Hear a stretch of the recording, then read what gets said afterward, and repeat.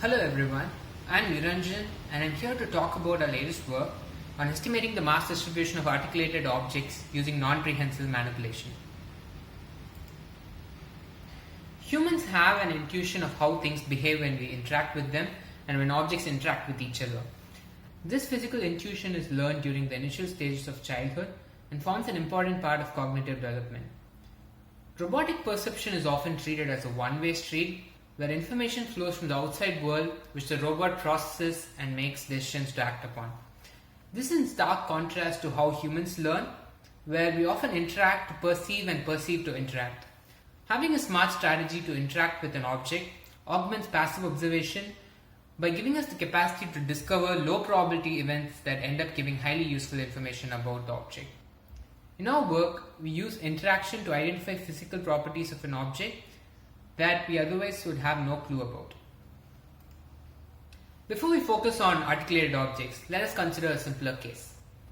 Consider the block shown in the figure. The block is resting on the floor with the known coefficient of friction mu. If we know the distance the block moves after we apply a force, we can use the laws of motion to find out the mass of the object. This problem looks trivial in a one-dimensional case, but in 3D world, the problem becomes much harder because the object can also rotate and translate at the same time, and we don't have accurate models of friction that can capture how the object is going to move. But mass is not the only inertial property that we are interested in. Mass distribution, for example, also plays a major role. When we want to grasp an object, it matters where exactly we grasp it with respect to the center of mass. Depending on the position of the center of mass, the probability of the success of the grasp can change. A grasp too away from the center of mass can induce large torque on the end effector, causing the grasp to fail. Most objects in the real world have somewhat of a uniform density, and we can approximate the center of mass to be at the geometric center of the object. But what about articulated objects? They're all around us, and how do we estimate the mass distribution of such a system? Articulated objects typically have different densities, making the estimation of center of mass non-trivial. Center of mass is also not stationary and depends on the pose of the object. But if we know the percentage contribution that each segment makes towards the center of mass calculation, we can plan better grasps. We aim to tackle this problem in our work. Of course, we can solve this problem analytically. We start with generalized equations of motion. We want to solve for the mass matrix M here, the equation shown on the screen, and we can take a typical system identification approach and try to solve for M given a set of observed trajectories and forces. Our estimate of the mass matrix M will be the one that matches the observed data the most. There are some problems here. We need derivative information that we do not have access to in the real world, and instead of solving this analytically, we try to learn a model that can try to predict the mass distribution of an object like this. So we ask two questions. Can we use the equilibrium state and estimate the mass distribution without using any derivative information at all? And are all actions equally good for this purpose? Turns out the answer is yes and no. Equilibrium state information is enough, but then we have to choose our actions wisely. We show a mathematical treatment of this claim in the paper, but intuitively this makes sense because self-collisions and rotations can result in a many-to-one mapping where different objects can end up in similar states for the same actions. We instead take a learning-based approach where we learn a model to predict the mass distribution from data. We design a simulated environment where a robot can push objects and observe how they behave. The robot can only take an observation and push the object when it is at a complete rest, and this helps us when we eventually transfer to the real world. Let us watch a small video of how the interaction looks. We use dynamic pushes where the robot loses contact with the object after pushing. The object slides for a while before coming to rest.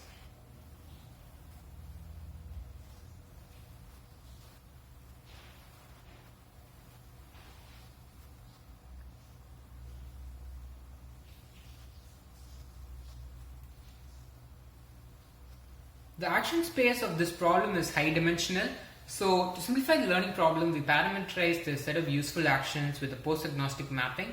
As the object moves and changes poses, the action space adapts such that the same action will end up pushing the same point on the object. The agent can control the position and force of the push, and this becomes a two-dimensional action space that we later train our policy on.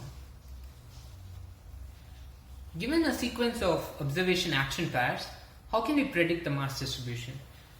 We propose a neural network architecture that can learn this from input data. This architecture has to consolidate information across time, and we use an LSTM to do this. The goal is to consolidate information over multiple time steps and to eventually come up with a reasonably good prediction.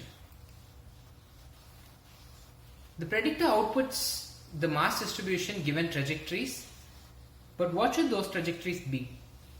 Given an observation and prior experience, how should an object be pushed? We learn a policy network that selects actions such that they will generate useful trajectories. We do this by designing a reward function that prioritizes actions that minimize prediction error of the predictor. So now we have two networks, a predictor and a policy. Each of these networks tend to use the other network during training. We solve this chicken and egg problem by alternating training between the two networks. We start out with a uniform random policy and train the predictor. Now that we have a predictor, we can use that to calculate the reward for our policy, and we alternate training these two networks for a while until they eventually converge. We use a standard mean square error loss for the predictor and try to minimize the error between the ground truth distribution and the predicted distribution. For policy training, we use PPO with an entropy term to discourage the policy from collapsing into a single action. The overall architecture of the method is shown in the slide. We test a method that uses a train policy to a baseline that uses a random policy. We test with two different kinematic structures, a 2-link chain and a 3-link chain that have revolute joints between segments, and we test our method for 3 different mass ranges for each case.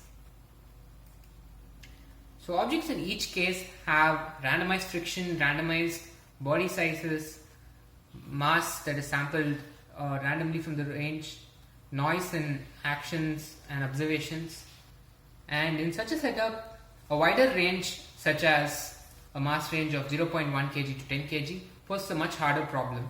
This is because if the segment is too light and the force is too large, the object can end up rotating multiple times and eventually come to rest, but by the time all the information, the derivative information, is lost.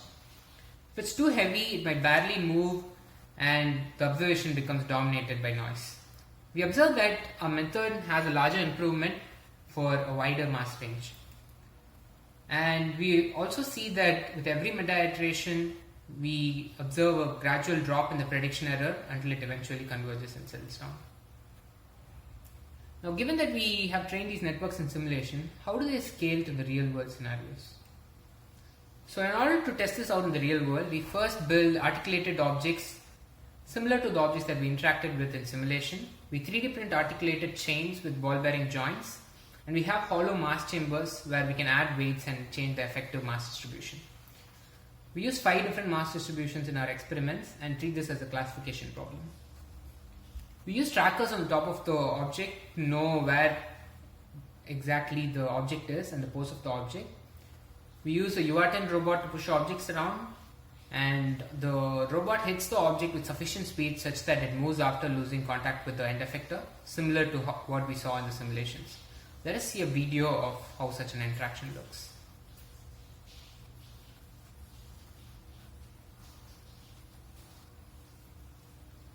Because our method doesn't need any derivative information, it can work with even trackers that have a very low FPS.